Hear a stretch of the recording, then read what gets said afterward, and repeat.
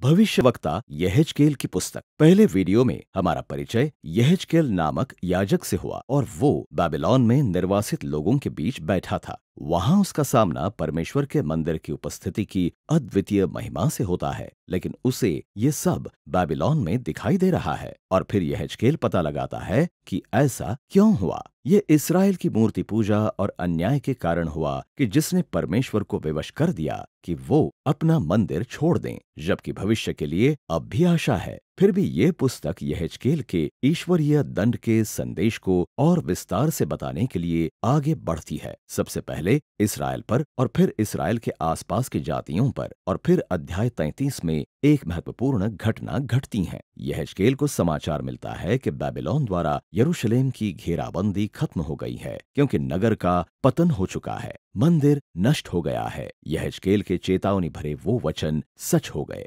निर्वासन इसराइल पर आई सबसे भयानक तबाही थी, और इसने बड़े प्रश्न उठाए कि क्या परमेश्वर ने इसराइल की भलाई के लिए उसका साथ छोड़ दिया है। लेकिन याद रखें, अध्याय 11 के अंत में परमेश्वर ने प्रतिज्ञा की थी कि निर्वासन के बाद भी इसराइल के लिए एक भविष्य है, और इस प्रकार शेष पुस्तक की रचना यहेजकेल के आशा के दर्शन का वर्णन करने के लिए की गई है। पहले इसराइल के लिए, फिर जातियों के लिए, और फिर सारी सृष्टि के लिए। इसराइल के लिए आशा की शुरुआत एक नए दाऊद को खड़ा करने की परमेश्वर की प्रतिज्ञा के साथ होती है, अर्थात भविष्य के मसीहा राजा की। वो इस तरह का अगुवा होगा जिसकी जरूरत इसराइल को रही लेकिन कभी मिला नहीं। और ये नया इसराइल जो इस मसीहा राजा के शासन के अधीन आएगा, वो परिवर्तित लोगों का समूह होगा। परमेश्वर उन्हें नए हृदय देकर विद्रोह की उनकी समस्या को जड़ से खत्म कर देगा। ये वैसा ही है जैसा मूसा ने व्यवस्था विवरण की पुस्तक के अंत में प्रतिज्ञा की थी। परमेश्वर कहता है वो उनके कठोर हृदय को हटा देगा और अपने पवित्र आत्मा को अपने लोगों में भेजेगा, ताकि वो उन्हें नए नर्म हृदय दे जो अपने परमेश्वर से प्रेम रखें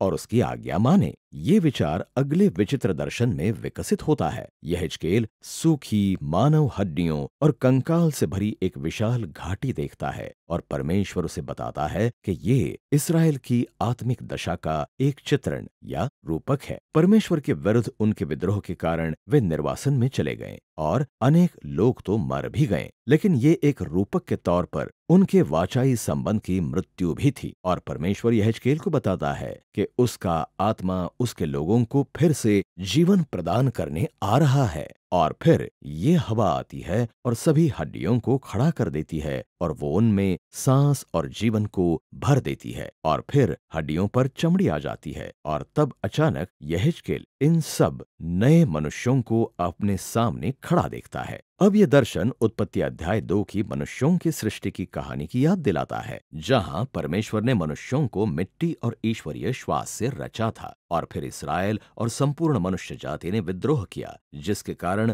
मृत्यु आ गई। और इसलिए अब एकमात्र आशा ये है कि परमेश्वर सृष्टि का एक नया कार्य करे और मनुष्यों को इस तरह से नया बनाए कि वे वास्तव में परमेश्वर के साथ और एक दूसरे के साथ प्रेम के संबंध में रह सकें। अब जब परमेश्वर उस बुराई को दूर करने जा रहा है जो उसके अपने लोगों के मन में है, तो कुछ प्रश्न अब भी अनसुलझे रह जाते हैं, जैसे उस बुराई के बारे में क्या जो अब भी लोगों में फैली हुई है, और मंदिर में परमेश्वर के निवास स्थान का क्या भविष्य होगा। पुस्तक के अंतिम 2 खंड इसी विषय में हैं। पहले अध्याय 38 और 39 आते हैं, और वे प्रतिज्ञा करते हैं कि परमेश्वर जातियों में पाई जाने वाली बुराई को पूरी तरह से हरा देगा। इस बुराई को मगोग देश के एक शासक गोग द्वारा दर्शाया गया है। अब ये नाम उत्पत्ति अध्याय 10 में दी गई प्राचीन साम्राज्यों और देशों की वंशावली में से लिया गया है, और ये अतीत के शक्तिशाली देशों का उल्लेख करता है। यहेजकेल बाइबल के इस प्राचीन नाम को लेता है और उसे सब हिंसक साम्राज्यों के एक रूपक की तरह प्रस्तुत करता है।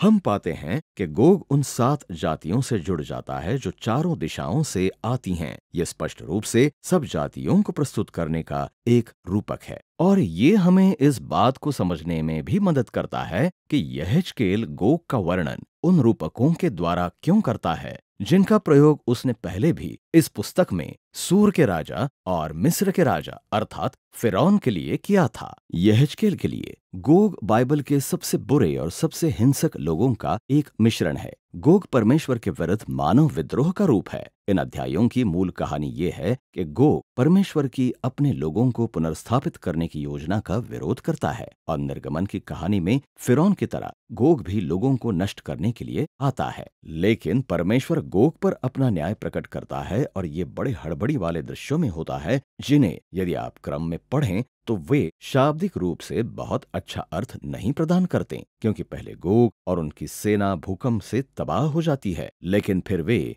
दो अलग अलग बार आग से भस्म होती है, और फिर उसके बाद परमेश्वर आता है और गोग और उनकी सेना को खेतों में मार गिराता है, जहां वे महीनों तक बिना दफनाए पड़े रहते हैं। ये स्पष्ट है कि ये दृश्य प्रतीकों और रूपकों से भरे हुए हैं। यहेजकेल ने यहाँ इस बात का वर्णन करने के लिए अपने पूरे काव्य उपकरणों का इस्तेमाल किया है कि कैसे परमेश्वर ने अंततः उस मानवीय बुराई को हराने के लिए दृढ़ संकल्प किया है, जिसने उसके संसार को बर्बाद कर दिया है। और ऐसा इसलिए है कि वह नई सृष्टि के लिए मार्ग तैयार कर सके। और जब अंततः जातियों के बीच में बुराई को पूरी तरह से हटा दिया जाएगा, तो पुस्तक का अंतिम खंड बताता है कि कैसे परमेश्वर की उपस्थिति एक दिन उसके लोगों और उसके मंदिर में संपूर्ण सृष्टि की पुनर्स्थापना के लिए वापस आएगी। यहाँ यहेजकेल को पहले नए मंदिर और नए नगर का लंबा और विस्तृत दर्शन मिलता है। उसे यह स्वर्गीय मार्गदर्शक दिया जाता है, जो उसे नए मंदिर परिसर के चारों ओर के स्थान दिखाता है, और ये सुलेमान के मंदिर की तुलना में बहुत बड़ा और वैभवशाली है।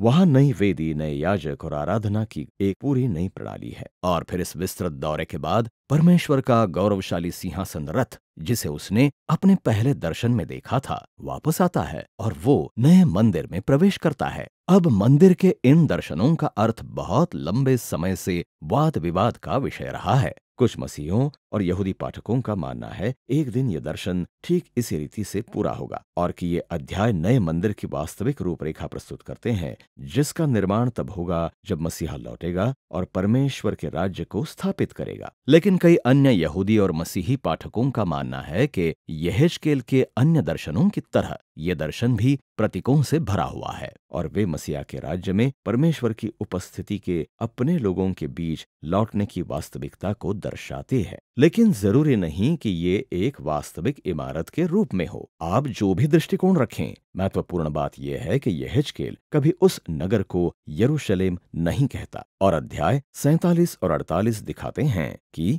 क्यों यहेजकेल मंदिर की डेवड़ी और सीढ़ियों से एक छोटी सी धारा को निकलते हुए देखता है, और फिर ये जल्दी ही एक उफनती हुई नदी बन जाती है और मंदिर और नगर से निकलकर रेगिस्तान से बहती हुई संसार के सबसे निर्जन स्थान अर्थात मृत सागर की घाटी में बहती है। और वो नदी अपने पीछे वृक्षों और जीवन के निशान छोड़ती जाती है, और फिर मृत सागर एक जीवित समुद्र में बदल जाता है, जो हरियाली और जीव जंतुओं से भरा है। ये पूरा चित्रण उत्पत्ति अध्याय 1 और 2 की अदन की वाटिका से आता है, और हम देखते हैं कि वास्तव में यहेजकेल के दर्शन कितने सार्वभौमिक है। परमेश्वर की योजना हमेशा संपूर्ण मनुष्य जाति और संपूर्ण सृष्टि को वापस अपनी जीवनदायक उपस्थिति में स्थापित करने की रही है, और इस प्रकार पुस्तक की समाप्ति वाटिका के इस नगर के नाम के साथ होती है, यहोवा वहां है। और फिर यहेजकेल के दर्शन समाप्त हो जाते हैं, जो नए भविष्य की आशा से भरपूर हैं।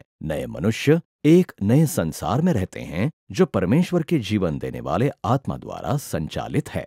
यह ऐसा संसार है जो परमेश्वर के प्रेम और न्याय से भरा है, और यहेजकेल की पुस्तक इसी विषय में है।